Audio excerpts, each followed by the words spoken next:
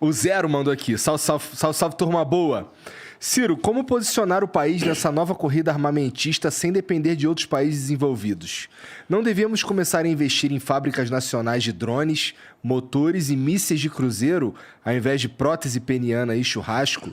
Chama o Litro pro Ciro Games. Não sei o que é esse aí, não. Acho que é o Lito que ele Talvez quis dizer, seja, porque ele tá falando de avião, de drone. Não, toda razão. A pergunta é tão inteligente que já traz a semente da resposta. Está aqui no livro os 4 complexos industriais exemplares que o Brasil pode começar por aquele caminho. Porque já Você fala que tem competitividade, né? Que consegue. Já tem alguma maturidade tecnológica. Por exemplo, um dos 4 é o complexo industrial da defesa. Então nós estamos gastando bilhões de dólares comprando artefatos militares no estrangeiro.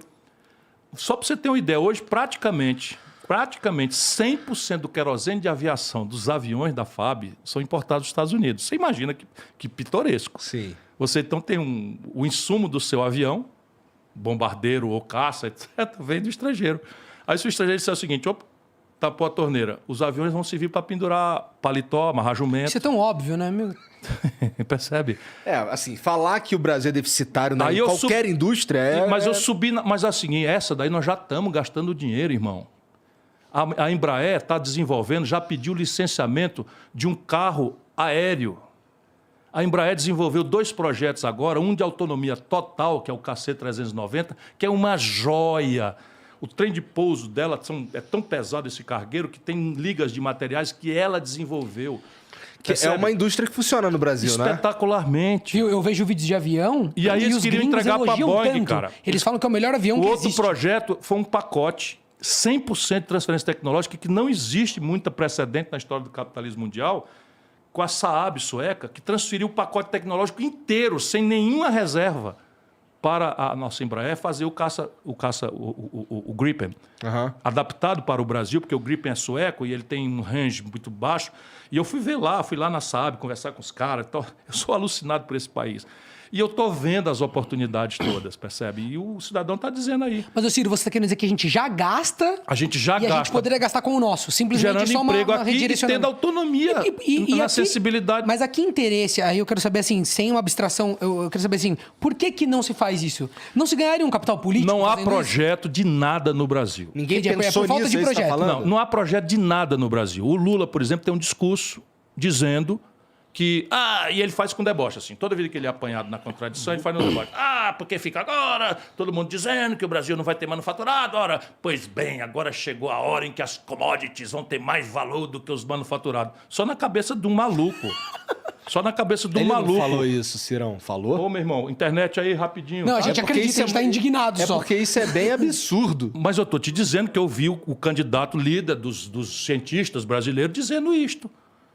Chegou a hora que as commodities vão valer mais. E se explica como isso? É porque ele quer que aconteça igual foi no primeiro parou mandato. no tempo e no espaço e não quer se justificar porque ele produziu a maior desindustrialização do país, manipulando o consumismo populista por 8 anos, reelegendo a Dilma e quebrando o país. E eu estou denunciando a desindustrialização com números. Da Dilma para cá, fecharam no Brasil 38 mil indústrias. Quanto emprego que vai nisso, né? Ora, se você botar 500 empregos por cada uma dessas, você tem aí a ideia. E assim, por manipulação do câmbio, por juros exorbitantes, por essa coisa vassalagem de estimular a importação com crédito, e destruiu a indústria nacional brasileira. E quer se justificar como se, veja bem, se existisse alguma civilização próspera sem indústria. É um negócio de doido. Você vê os cientistas brasileiros defendendo essa apologia da ignorância. E o Bolsonaro facilitou todas as importações de armas. Subiu 600% o pedido de autorização pelo Exército, porque arma leve, você pede autorização na Polícia Federal. Arma pesada, carabina, metralhadora, essas coisas, tal, fuzil, tem que pedir no Exército. Subiu 600 e tantos por cento o pedido. Tudo importado, irmão. Lá no condomínio do Bolsonaro, onde o Bolsonaro mora, foram apreendidos não sei quantos fuzis. Dessa milícia que mora lá, tudo vizinho a ele, por coincidência. Tudo vizinho dele lá. Por coincidência? Tudo coincidência. E o Adriano, que é o cara tal, que foi assassinado lá na Bahia, também vizinho dele. E a filha namorava com o filho do filho. Tudo coincidência. Picareta, rapaz. Tudo miliciano. O Flávio Lousada diz aqui. Ciro, na sua passagem pelo estado do Espírito Santo em dezembro de 2021, você falou sobre suas ideias para o Complexo Industrial de TIC, Tecnologia da Informação e Comunicação. Uma área vital para qualquer nação que se pretenda soberana. Você poderia falar mais sobre essas suas ideias? Bom, a partir da questão básica, que é a formação do capital humano. Se você tiver uma ideia, hoje o Brasil deve ter uma demanda, eu tenho conversado muito com as pessoas, e são muitos números na minha cabeça, mas eu vou fazer aqui uma ordem de grandeza. Nós temos uma necessidade de 600 mil programadores e estamos gerando 50. Sim, isso é uma verdade, uma realidade. Tá certo? E tem já uma galera brasileira que está percebendo essa... Isso. A minha namorada é programadora. Nós precisamos de 600 mil programadores e estamos formando 50. Uhum. Então, essa é uma primeira grande questão, é toda uma inversão do modelo tecnológico de formação, de capacitação, enfim, da universidade, que demanda maturação mais lenta. Mas só para você ter uma ideia da tragédia, o ITA, que é um centro de excelência de engenharia, simplesmente quando ele forma 50 garotos, 60 garotos, dos 60 vai tudo para banco. Ah, vai para banco. Para banco, porque não tem absorção de engenharia no Brasil, porque está tudo parado, não tem acontecendo nada. E eles desempenham o que no banco? Só para entender. Matemática. Ah, entendi. Algoritmos. Mas é porque é a indústria que porque consegue pagar e consegue absorvê-los. É porque a engenharia não está absorvendo. Não tem nada para fazer no Brasil em matéria de tecnologia. Então, quer dizer, você tem pátio parado, você tem demanda por... Isso. Você tem o engenheiro, vai acontecer você tem... crescentemente mais isso. Você vai ter uma massa de desempregada de milhões de pessoas. Tudo por fazer, e crescentemente infraestrutura. a placa precisa cedir.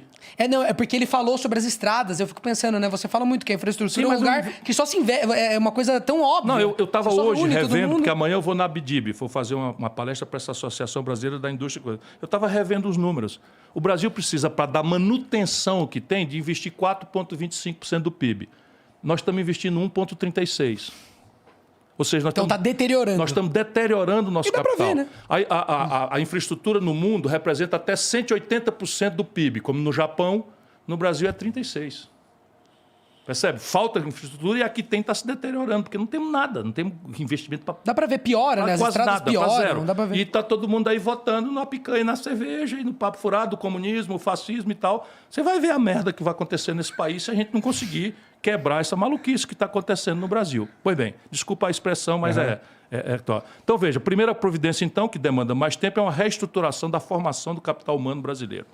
Aí alguns fast tracks, por exemplo, o fast track indiano, coreano, foi pegar garotos aqui, comprar bolsas nas grandes universidades do mundo, mandar com um contrato de volta para trazer aqui. Você financia essa jornada Sim, você manda o cara para lá para preparar e traz de volta. Vinculado que ele tem que voltar para trabalhar aqui. Mas você tem coisas, por exemplo, tem um polo de software em Recife, que você chegar ali e dar uma guaribada, não sei o que, tal, pode ganhar escala. Você tem o COP no Rio de Janeiro, que se der uma guaribada também pode. Tem várias coisas. Tem várias... Iniciativas de universidades muito fortes. Tem muita coisa que eu tenho na cabeça, tenho visitado. Você tem Campinas. Aqui na USP tem também. Campinas, ali tem muita coisa por ali e tal. Tem um grande acelerador de partículas e tal. Perdemos o Pinguelli Rosa agora, falando na COP. Enfim, eu queria até estar lá no lançamento do livro dele, um grande brasileiro que nós perdemos, que pensava essas coisas todas. Então, esse é o primeiro movimento. O outro movimento é uma questão de hardware mesmo. Onde é que nós vamos fazer? Então, você tem o seguinte: primeiro, preservar aquelas iniciativas que nós já começamos e que terão necessariamente dificuldades. Por exemplo, o CEITEC, que é lá no Rio Grande do Sul, é a única fábrica de processador abaixo da linha do Equador. A única. Caramba. Qual é o projeto do Bolsonaro? Fechar. E ela tem demanda por esse processo? Está faltando. A indústria automobilística está parando, porque não tem processadores no mundo. Cadeias produtivas está faltando. E você acha que a gente tem essa competitividade de conseguir engendrar e servir essa demanda? Tem os problemas de escala, Tá. tem os problemas de maturidade tecnológica. Mas, enfim, poderia virar a atenção para isso e falar, claro, vamos aproveitar que está faltando essa demanda. Você vai mapear, e a ideia é sempre a lei do menor esforço. A lei do menor esforço, porque nós temos que ter modéstia. Então, nós não seremos um grande fabricante de um chip brasileiro. Ser realista, né? Provavelmente, porque a Intel já ganhou escala e tal, e Celeron e não sei o quê. Agora é muito improvável que a gente consiga... Se a gente quisesse, faria. Se eu meto ali 5 bilhões de dólares, eu desenvolvo. É investimento, né? Mas não é este, talvez, o caminho trade-off. mais... O trade-off é aquilo que pode... pela lei do menor esforço trazer. Então, eu cito como exemplo, não é exaustivo, mas o Complexo Industrial Militar, por exemplo, O Gripen é um avião tão inteligente, tecnologicamente tão sofisticado, que ele tem a melhor relação de atenção do piloto para manejar o avião versus o tático, que é manejar o inimigo. Aham. Então, a melhor relação de todos os caças do mundo é esse.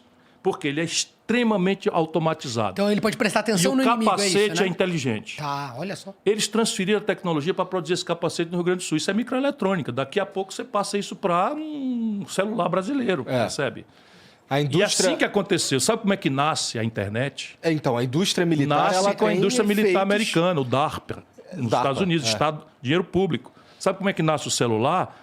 Estatal americana também. Depois que eles dominam, difundem para iniciativa privada. Mesma coisa com a tecnologia para ver para ver como é Tudo. que tá lá fora. Aham. no Claro. universo, Você sabe que eu li Sensoriamento remoto por satélite, tudo isso é desenvolvido estatalmente e depois é difundido. Tem um livro muito interessante que chama De Onde Vêm as Boas Ideias, que ele faz tipo uma pesquisa mesmo para tentar entender qual é que são esse solo onde as ideias disruptivas aparecem, né? Sempre cito ele, porque é Mas interessante. assim, isso começa no paradigma pedagógico da escola da criança. Claro. Então, no Brasil, de novo, é uma tragédia brasileira. Como é que vai inovar se a gente não alfabetiza, né? É isso. Não é questão de alfabetizar, não. A questão é o paradigma pedagógico. Hoje, a nossa escola é uma escola do século XIX, fordista, que o bom aluno é o que Repetição. consegue reter passivamente informação e reproduzi-la sob estresse, sem poder conversar com o colega e nem ler o livro. Isso é lixo puro. Como é que inova, né?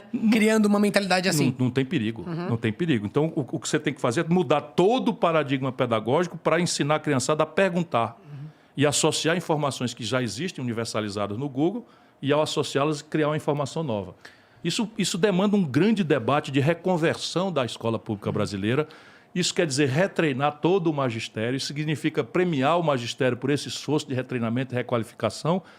E nós estamos na picanha e cerveja, fascismo e comunismo. Tanto pra fazer, né? Bom, enfim, esse livro acaba com o mito, justamente que você denuncia, de que só o livre mercado consegue. Porque ele faz Nunca aconteceu. Ele faz um levantamento de todas as ideias, desde o ar-condicionado à microeletrônica, tudo. E ele levanta aqui. O ambiente para essa disrupção acontece quando você tem o Estado que consegue fazer o investimento grosso e aí depois você tem uma iniciativa privada e a iniciativa universidade. normalmente dentro das universidades, onde você consegue você tá ali formando Eu novas estudei cabeças. profundamente isso em todas as civilizações do mundo. Passei 1 ano e meio estudando esse tipo de coisa, é 100%, não tem uma exceção sequer. Esse livro ele reúne assim, papo de, vou falar qualquer coisa, 1000 invenções importantes, e aí ele vai olhar exatamente qual foi a... E aí ele levanta várias outras coisas muito interessantes, né? Não é só isso, mas ele diz que é assim, é imprescindível que essas duas coisas quase aconteçam para que você tenha grandes revoluções, né? Então... Como é que você vai ter game brasileiro se não tem programador? Pois é, Quem que né? vai fazer o game, questão. né? A gente vai mandar fazer na Mercado China o tem. game também? O mercado é um dos maiores do mundo. A turma que vai tem. lá no meu programa está me dando conta foi agora o Gay Bowl. Aham, meu grande amigo. Grava comigo, né? Do Gay Bowl, Pipocando também. o mercado é um dos maiores do mundo. E tudo importado. Gable tá com bigode bonito ainda? Não, ele... Tava com bigode? Acho que não. Ah, não, ele tava... Acho que ele ficou comportadinho para ver o senhor. É. Ah, é? Entendi. Que bonitinho.